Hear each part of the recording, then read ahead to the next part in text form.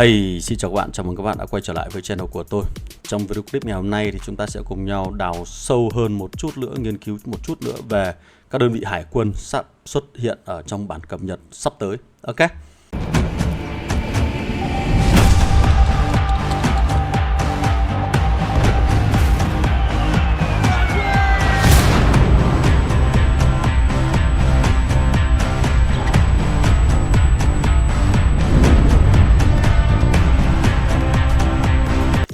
Rồi, đây là một trong số những cái hình ảnh thông báo của nhà phát hành có đưa ở trên các cái phương tiện truyền thông cách đây một vài hôm, và chúng ta sẽ dựa trên những cái thông tin mà mình thu lượm được để cung cấp thêm cho các bạn có thêm những cái góc nhìn và cái sự chuẩn bị tốt nhất dành cho bản cập nhật mới. Ok.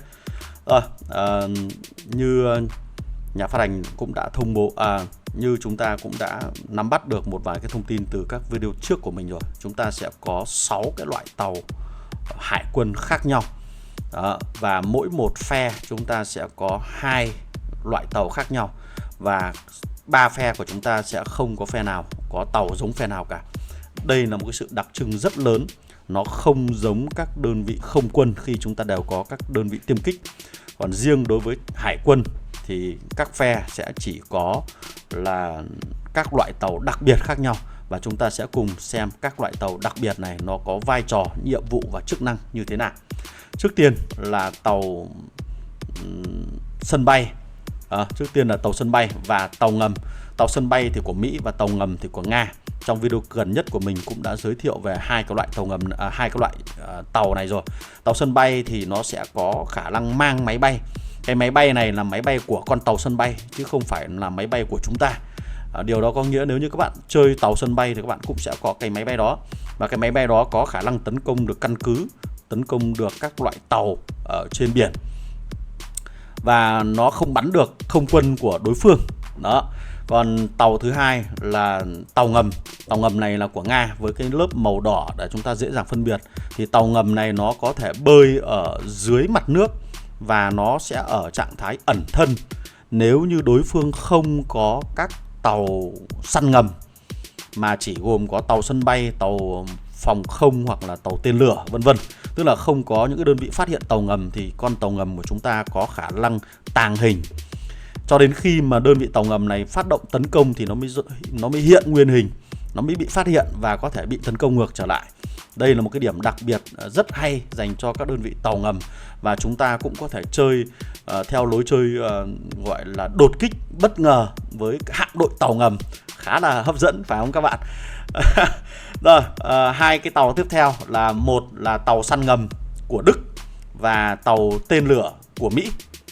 Tàu săn ngầm thì rõ ràng là trong một hạm đội tàu chiến của chúng ta thì bắt buộc phải có một đến vài đơn vị tàu săn ngầm thì chúng ta mới có thể phòng ngừa được các cuộc tấn công đột kích từ các cái tập đoàn quân tàu ngầm của kẻ thù. Chứ nếu như chúng ta không có đơn vị tàu săn ngầm như thế này thì khả năng là tập đoàn quân của chúng ta sẽ khá là khó sống sót nổi ở trên chiến trường. Và cái đơn vị tàu của Mỹ là tàu tên lửa. Cái loại tàu này nó có khả năng gây ra được lượng sát thương cực kỳ lớn dựa vào các đợt phóng tên lửa. Chúng ta có thể hình dung là phóng Tomahawk đi ấy. Nó có thể gây ra được nhiều sát thương dành cho đơn vị tàu của kẻ địch và các cái công trình phòng thủ của đối phương, ví dụ như là căn cứ. Hai loại tàu tiếp theo, một là tàu thiết giáp. Tàu thiết giáp này các bạn có thể hiểu nó giống như một đơn vị SH của Đức. Tàu thiết giáp này nó có lượng giáp lớn, độ bền cao và có khả năng hấp thụ sát thương từ căn cứ của kẻ địch hoặc các loại tàu khác. Tức là nó cứng hơn so với tất cả các loại tàu khác rất nhiều. Và cuối cùng là đơn vị tàu của Đức là tàu phòng chống tên lửa. Đấy, tàu phòng không. Thì các bạn hình dung là các đơn vị tàu tên lửa của chúng ta sẽ bắn ra các quả tên lửa Tomahawk. Thế thì chúng ta cũng sẽ có một cái loại tàu là tàu phòng không để đánh chặn lại các cái quả tên lửa đó, để khiến cho các cái quả tên lửa của các cái tàu tên lửa đấy nó bắn nó không trúng đích hoặc nó bị nổ ở trên bầu trời luôn. Tức là nó là một cái lớp phòng không để bảo vệ lại các cái hạm đội tàu chiến của chúng ta ở trên không. Còn cái tàu săn ngầm là nó sẽ giúp chúng ta bảo vệ các cái hạm đội của chúng ta khỏi các đơn vị tàu ngầm. Đó. Thế nên là chúng ta trong một hạm đội tàu chiến là cần phải có một tổ hợp đủ 6 cái loại tàu này thì chúng ta mới phát huy được tối đa hiệu quả. Còn nếu như vắng bóng một cái loại tàu nào đó thôi là khả năng là cái hạm đội tàu chiến của chúng ta là khá là yếu ớt, bởi vì chúng ta rất khó để có thể phối hợp và sống sót được. Một điểm đặc biệt nữa của cái đơn vị tàu phòng không này là nó có thể tăng cường khả năng phòng không của tất cả các tàu đứng xung quanh nó. Đó. Chúng ta hình dung là tất cả các tàu khác nó cũng có khả năng phòng không để bắn trả các cái quả tên lửa, để đánh chặn các quả tên lửa của kẻ địch. Tuy nhiên là điểm số của nó có thể thấp, khiến cho các đợt đánh chặn đó nó bị trượt hoặc là nó không hiệu quả. Nhưng mà khi có cái tàu phòng không này vào một cái là nó sẽ tăng cái điểm đánh chặn đấy lên để bảo vệ được các cái con tàu trước cái cuộc tấn công bằng tên lửa của tàu tên lửa. Đấy là 6 cái loại tàu khác nhau. Và như các bạn có thể thấy là chúng ta sẽ thấy cái phe Đức là chuyên về hỗ trợ, còn phe Mỹ sẽ chuyên về khả năng tấn công công trình. Còn phe Nga thì nó sẽ là tổ hợp một con thu hút sát thương để hỗ trợ và một con là chuyên đi đánh chặn, chuyên đi đánh dạng đột kích bất ngờ, là dạng tàu ngầm. Khá là hay. Rồi ở đây chúng ta có thêm một cái bảng khắc chế giữa các loại tàu khác nhau để mô tả. Thì tức là các loại tàu này có khả năng khắc chế lẫn nhau, và mối tương quan giữa tất cả các loại tàu thì chúng ta có thể nhìn thấy vào biểu đồ màu của nó, và cái phần mũi tên là sẽ chỉ hướng khắc chế của các loại tàu này, và cái căn cứ của chúng ta sẽ có màu vàng. Thì cái căn cứ này sẽ bị ảnh hưởng bởi tàu thiết giáp và tàu tên lửa, là có khả năng gây ra sát thương cho căn cứ cực kỳ lớn. Nhưng mà tàu thiết giáp này cũng có khả năng gây ra sát thương cho cả tàu phòng không của đối phương, rồi là tàu ngầm. Đấy, tàu ngầm hoặc là tàu săn ngầm của đối phương là đều có thể gây ra được, thậm chí là cả tàu tên lửa. Đó. Còn tàu sân bay của chúng ta thì sẽ có khoảng cách lớn để có thể tấn công được cả một cái vùng mà chúng ta bao bằng đường nét đất này, gồm có 3 cái loại tàu tên lửa, tàu săn ngầm và tàu thiết giáp. Đó, là nó có khả năng tấn công được những cái loại tàu như thế, gây ra hiệu quả cao. Thực ra là nó vẫn có thể bắn được những cái tàu khác, nhưng mà sát thương nó sẽ thấp hơn so với những cái con khác. Rồi tàu phòng không thì nó sẽ có khả năng đánh chặn lại các cái con máy bay của tàu sân bay. Tàu sân bay các bạn hình dung là nó sẽ cử các cái toán máy bay nó bay lên, và cái con máy bay đấy nó sẽ cứ tấn công các đơn vị mặt đất cho đến khi nào chúng ta gọi nó về, hoặc là đơn vị mặt đất hoặc là đơn vị trên biển bị tiêu diệt thì nó sẽ tự động quay về nếu như chúng ta không phát động tấn công tiếp. Thế nên là chúng ta cần phải có các cái tàu phòng không để bắn trả lại các cái con máy bay đó, chứ nếu không là hỏng. Và tàu phòng không này cũng có khả năng bắn vào các cái tàu tên lửa cực kỳ thấm. Rồi tàu ngầm thì có khả năng tấn công vào những cái có khả năng gây ra xuyên giáp cao đối với tàu sân bay, bắn vào tàu sân bay cực kỳ nhanh. Thì chúng ta hình dung là cái tàu sân bay nó giống như các đơn vị dàn phóng tên lửa hoặc là pháo binh, thì tàu ngầm nó giống như các đơn vị xe tăng hạng nhẹ chẳng hạn, nó bắn rất là nhanh. Và tàu thiết giáp thì nó giống các đơn vị xe tăng chiến đấu chủ lực nhá. Ok, đấy thì đây là một cái sơ đồ thể hiện được cái lực, cái khả năng kiểm soát và khắc chế lẫn nhau giữa tất cả các cái đơn vị ở trong hải quân, để các bạn có thể lựa chọn cho mình một cái đơn vị hải quân tốt nhất để chúng ta tham gia vào hạm đội tàu chiến. Rồi tiếp theo thì dĩ nhiên đây là các cái đơn vị mới, cho nên là chúng ta sẽ cần phải có sĩ quan và một bản đồ khác nữa để phù hợp với hải quân để chúng ta có thể chiến đấu. Thì do xuất hiện đơn vị mới cho nên là chúng ta sẽ có 3 cái sĩ quan để đi kèm với phiên bản mới này. Thì 3 sĩ quan đó là những sĩ quan nào? Chúng ta sẽ có 3 cái sĩ quan có tên là Victoria Taylor, Lucas Oliveira và James Patrick. Các cái tên này khi xuất hiện bản cập nhật chính thức thì có thể nó sẽ bị thay đổi đi. Tuy nhiên là 3 sĩ quan này sẽ là 3 sĩ quan dạng linh hoạt, có nghĩa rằng chúng ta có thể triển khai cho tất cả các loại tàu chiến khác nhau. Bạn triển khai cho tàu chiến nào cũng được. Đó. Nhưng các bạn sẽ cần phải nghiên cứu về mặt kỹ năng nhiều hơn để nó phù hợp với vai trò và khả năng tác chiến ở trên biển nhiều hơn đối với từng loại tàu. Ok. Và có một cái điểm cực kỳ hay nữa mà có lẽ là nhà phát hành chưa công bố, là mình chưa thấy có cái khả năng kế thừa các kỹ năng sĩ quan dành cho các sĩ quan khác nhau. Thì cái này có lẽ là phải đợi thêm nhiều sĩ quan nữa thì nhà phát hành mới mở các cái slot này thì phải. Thì chúng ta sẽ cùng chờ xem về sau này sẽ xuất hiện thêm những sĩ quan nào khác nữa nhé. Và mình suy đoán là sẽ có cả những cái sĩ quan quầy rượu dành cho tàu chiến. Thì khi mà chúng ta bổ sung thêm loại tàu vào thì nó sẽ phải thay đổi cơ chế chơi của trò chơi. Thì ở đây nhà phát hành đã thay đổi cho chúng ta 3 cái phần cơ chế chơi. Thứ nhất là chiến dịch hải quân, cái thứ hai là cái chiến dịch bá quyền, và cái thứ ba là thành phố đại dương. Thế thì về cái chiến dịch hải quân thì chúng ta sẽ giống như chiến dịch ở lục quân và không quân. Thì các bạn sẽ điều khiển các loại tàu chiến để chúng ta clear các màn chơi chiến dịch. Và mỗi một lần clear được màn chơi chiến dịch, chúng ta sẽ có khả năng thu lại được các điểm số theo lợi nhuận theo giờ để chúng ta có thể phục vụ cho quá trình trải nghiệm trò chơi sau này.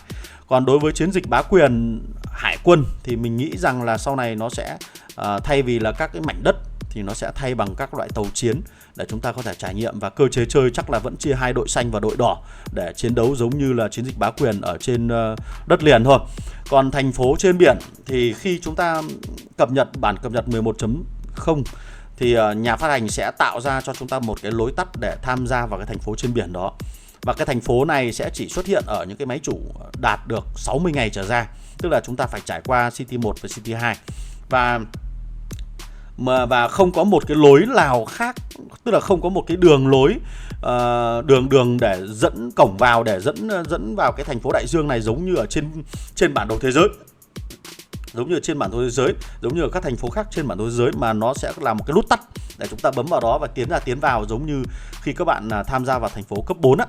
Đó, thì mỗi ngày chúng ta sẽ có khả năng là được 6 lượt tiến vào khác nhau. Còn mỗi một lần hồi thì mình cũng không biết. Tức là 6 lượt tiến vào cái thành phố đại dương này để chúng ta có thể tiêu diệt các đơn vị hắc quạ trên biển, thu thập các nguồn tài nguyên trên biển để tìm kiếm các cái đầu đạn dành cho hải quân, bánh răng dành cho hải quân và điểm kinh nghiệm hải quân. Thì có lẽ là chúng ta sẽ phải tham chiến ở trong cái chiến trường đại dương này khá là nhiều nếu như chúng ta muốn đẩy nhanh cái tiến độ phát triển hạm đội tàu chiến của mình lên. Rồi, tương tự tiếp theo là nhà phát hành cũng đã có một cái lộ trình để đưa một cái bản đồ cấp độ 4 liên quan đến hải quân vào trong danh sách những bản đồ cấp độ 4 của chúng ta. Chúng ta sẽ có những cái bản đồ cấp độ 4 ở đất liền, ví dụ Moscow, Rome, Cairo, New York, San Francisco. Và bây giờ chúng ta sẽ có một bản đồ cấp độ 4 dành riêng cho hải quân. Điều đó có nghĩa là các người chơi sẽ cần phải sưu tập đủ các lực lượng hải quân của mình một cách tốt nhất để có thể tham chiến được vào trong cái bản đồ này. Và nhà phát hành có nói rằng ở trong bản đồ cấp độ 4 này nó sẽ chỉ có 2 phe khác nhau. Mình tạm gọi là phe xanh và phe đỏ. Và tất cả các liên minh đăng ký tham gia vào cái bản đồ đó thì sẽ được chia vòng đấu như bình thường. Và 8 liên minh sẽ được phân ra làm 2 đội xanh và đội đỏ. Và chúng ta sẽ chiến đấu để giành chiến thắng cho cái đội của mình. Thì mình cũng chưa rõ là cái quá trình chiến đấu này nó kéo dài bao lâu. Liệu nó có phải kéo dài được 26 ngày đến 29 ngày giống như các bản đồ cấp độ 4 bình thường hay không. Nhưng có lẽ là chúng ta sẽ cùng chờ xem. Và cái bảng xếp hạng nó cũng đã thay đổi đi. Thay vì là bảng xếp hạng dành cho liên minh thì bây giờ nó sẽ có cái phần bảng xếp hạng đóng góp của các chỉ huy. Thì điều đó có nghĩa rằng các chỉ huy mà đóng góp càng nhiều, chúng ta sẽ nhận được phần thưởng càng lớn. Còn danh tiếng của liên minh sẽ không còn. Và đi kèm với nó chắc chắn là sẽ có thêm 5 cái huy chương khác nữa để đeo trên ngực áo của các chỉ huy dành riêng cho cái bản đồ tàu chiến này. Và bên tay phải màn hình các bạn đang được nhìn thấy về lịch trình công bố và trải nghiệm thử cái bản đồ cấp độ 4 hải quân. Thì chúng ta hãy cùng nhau chờ đón nó nhé. Tận đến 31 tháng 10 là những người chơi đầu tiên sẽ có cơ hội được trải nghiệm bản đồ cấp độ 4 của hải quân. Rồi, Ở đây thì mình cung cấp thêm cho các bạn một cái mường tượng cơ bản về cái bản đồ cấp độ 4. Nó sẽ có 4 cái khu vực rộng lớn bên ngoài như thế này. Và mình cũng chưa rõ là nhà phát hành sẽ phân chia các người chơi và các liên minh xuất phát như thế nào. Nhưng mà chúng ta có thể nhìn thấy 4 cái điểm màu vàng ở 4 góc, thì mình đoán ở đây là 4 cái điểm xuất phát của 4 phe. Đoán là như vậy đi thì cho nó cạnh tranh hấp dẫn, chứ còn hai phe thì bên thắng với bên thua thì nó không cảm giác là nó không vui lắm. Đó, thì với cái địa hình địa vật như thế này thì các bạn có đánh giá như thế nào về bản đồ cấp độ 4 này? Và với những cái thông tin như vừa rồi thì các bạn cảm thấy như thế nào? Thì cũng hãy để lại ở phần bình luận và chúng ta sẽ cùng nhau trao đổi thêm, cung cấp thông tin nhé. Rồi, và rất may mắn là đối với bản đồ cấp độ 4 hải quân thì chúng ta cũng có một cái phần giới hạn cấp độ của các đơn vị tàu chiến lại, để cái trải nghiệm của người chơi nó dễ hơn. Thì đối với chiến trường huyền thoại cấp độ 1 là chúng ta sẽ có cấp độ của các cái đơn vị tàu chiến tối đa là 180 và số sao mắc tối đa là 8.0. Còn tường thành của căn cứ sẽ tối đa là 40 thôi, để cho các đơn vị tàu chiến của chúng ta có đủ thời gian tiến hóa, cải tiến và phát triển. Chứ nếu mà tường thành cao quá là khả năng các đơn vị tàu chiến này không thể bắn nổ được các cái căn cứ, thì rất khó để có thể trải nghiệm được ở trong trò chơi game này. Rồi, thì đây cũng là một trong số những thông tin rất là may mắn để chúng ta đỡ phải bị ngợp và đỡ bối rối nhiều hơn về các cái thông tin về hải quân như thế này. Rồi thì sẽ còn cách khoảng 1-2 tuần nữa là nhiều nhất là chúng ta đã có thể đón nhận được các đơn vị hải quân rồi. Thì các bạn bây giờ chúng ta hãy xem là chúng ta cần chuẩn bị những cái gì để phục vụ tốt nhất cho cuộc chiến hải quân sắp tới, và hứa hẹn là chúng ta sẽ có những trận hải chiến hoành tráng và khổng lồ. Rồi, nếu như các bạn thấy video này hay thì xin các bạn một like, share và subscribe cái channel của mình. Còn bây giờ xin chào và hẹn gặp lại các bạn ở trong các video clip bên sau. Goodbye.